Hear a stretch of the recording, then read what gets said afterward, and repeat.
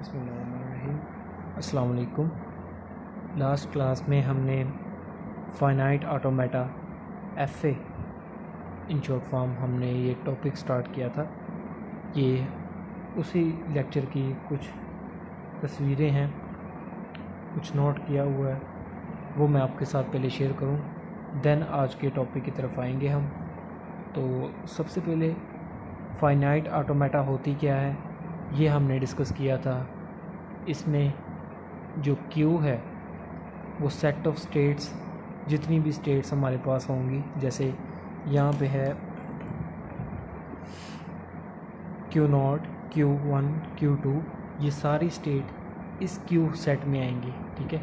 इसके बाद अल्फ़ाबेट क्या होते हैं, इनपुट अल्फ़ाबेट, जहाँ से हम स्ट्रिंग्स को जनरेट करेंगे और फिर हमारा DFA के ऊपर हम उसको रन करेंगे तो हमें पता चलेगा कि हमारा DFA इस स्ट्रिंग्स को आया कि एक्सेप्ट कर रहा है, आया इसको रिजेक्ट कर रहा है। ठीक है। इसके बाद ट्रांजिशन फंक्शन, ये भी मैं आपको बताता हूँ ये क्या होता है। ठीक है। और फिर Q0, इनिशियल स्टेज DFA के केस में ये बात हुई थी कि ये ऑलवेज़ 1 होती है। ठीक है। और उसके बाद सेट ऑफ फाइनल स्टेट ये 0 और मोर भी हो सकती है। क्लियर है। इसके अलावा ये ट्रांजिशन फंक्शन जो रह गया है, अच्छा, ट्रांजिशन फंक्शन ये प्रेजेंट करता है कि आपकी जो ट्रांजिशन हुई है वो किन दो स्टेट्स के दरमियान में हुई है। ठीक है। और आपने क्या रीड किया था, जैसे यहाँ पे है।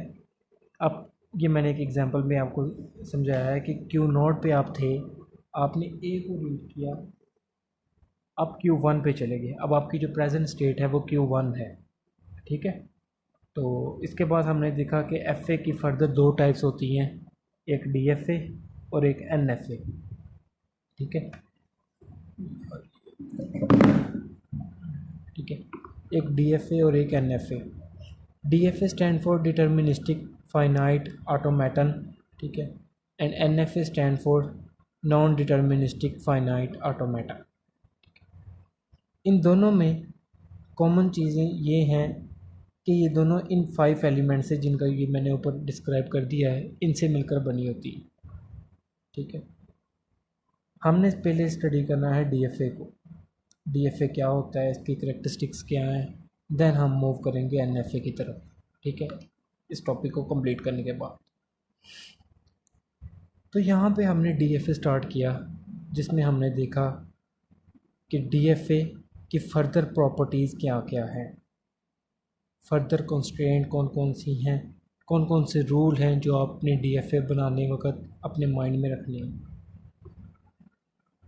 इसमें सबसे पहले जो हमने बात की, पहला रूल वो ये है कि जितने भी इनपुट अल्फ़ाबेट्स होंगे, यहाँ पे A और B है, उनकी ट्रांजिशन हर स्टेट से लाजमी है। फॉर एग्ज़ाम्पल अगर आपके पास एक स्टेट है Q1, या बाद में कोई नई स्टेट डिस्कवर होती है, ठीक है, तो उनमें से A और B दोनों की ट्रांजिशन कंपलसरी है। अगर यहाँ पे C होता तो हमने एक और ट्रांजिशन C हमारे ऊपर लाजम हो जानी थी कि वो भी भैया आपने करनी है। ठीक है। फिर आगे जो उनसे स्टेट्स बनेंगी उनकी आगे ट्रांजिशन A और B आपने करनी है। ठीक है। फिर हमने जो दूसरी इसकी कंस्ट्रेंट देखी, उसमें ये था कि एक ही लेटर के आप मल्टीपल ट्रांजिशन नहीं कर सकते। ठीक है। Multiple transition of the same letter is not allowed. For example आपने A को रीड करके किसी और स्टेट पे चले गए, अब आप दोबारा उसी स्टेट से A को रीड नहीं कर सकते। आपने B को रीड कर लिया है तो आप दोबारा उसी से B को रीड नहीं कर सकते। ठीक है। तो तीसरी जो हमारे पास ट्रांजिशन है, और सॉरी कंस्ट्रेंट है, वो ये है कि आप लैम्डा की ट्रांजिशन नहीं कर सकते। Lambda transition are not allowed. ठीक है। वजह क्या है जी, जो हमारे पास लैम्डा होता है वो बेसिकली एक नल स्ट्रिंग होता है। ठीक है। वो कभी भी इनपुट अल्फ़ाबेट का पार्ट नहीं बन सकता। ठीक है। अगर वो इसका पार्ट बनता होता तो हमने फिर उसकी ट्रांजिशन करनी थी। इन केस यहाँ पे ये वैलिड नहीं है। हाउएवर, इसी को स्टेट का सेकंड पार्ट, हम इसकी ट्रांजिशन को लैम्डा को एक्सेप्ट करवा सकते हैं, लैम्डा एक्सेप्ट कर सकते हैं लेकिन ट्रांजिशन नहीं कर सकते। ये दो डिफरेंट चीज़ें हैं। ट्रांजिशन से मुराद ये है कि आप क्यू नॉट स्टेट पे थे, आपने लैम्डा को रीड किया और आप किसी और स्टेट पे चले गए, ठीक है, तो आपने यहाँ पे लैम्डा की ट्रांजिशन की। लैम्डा एक्सेप्ट करवाने से मुराद क्या है कि आपने फॉर एग्जांपल आपके पास स्ट्रिंग है विद ज़ीरो लेंथ, ठीक है, तो उसके लिए मॉडल क्या बन सकता है, उसके लिए डीएफए क्या बन सकता है कि आप इनिशियल स्टेट को ही फाइनल कर दें, ठीक है। वो मैंने यहाँ पे किया कि एरो के साथ, स्मॉल एरो के साथ इनिशियल स्टेट को शो करवाया और उसके बाद मैंने प्लस लगाकर उसी को फाइनल कर दिया, ठीक है जी। तो ये हमारे पास फाइनाइट ऑटोमेटा का एक छोटा सा रिव्यू था लास्ट लेक्चर का जो हमने किया।